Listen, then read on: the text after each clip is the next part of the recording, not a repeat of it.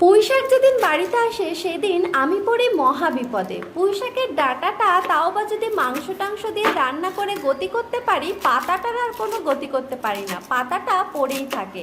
এদিকে আমি পড়েছি উভয় সংকটে। পাতাগুলো এতটাই সতেজ সবুজ, ফেলতেও মন চাইছে না, আর অথচ রান্নাও করতে পারছি না, কারণ রান্না করলেও সেই নষ্টই হবে।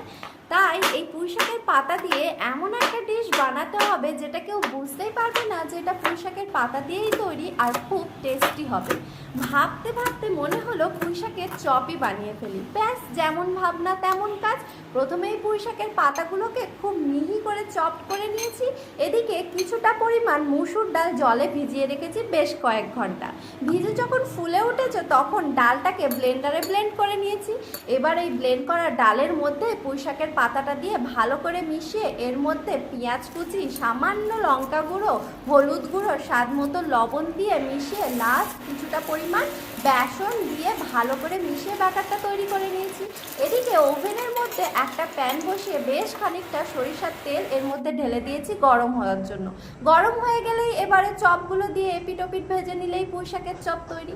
আচ্ছা বন্ধুরা, তোমরাও কি এরকম সাফার করো যে শাক তোমাদের বাড়িতে খেতে চায় না? এরকম যদি কোনো শাক থাকে তোমরা অবশ্যই কমেন্টে জানিও, আমি এই শাকেরই কোনো নতুন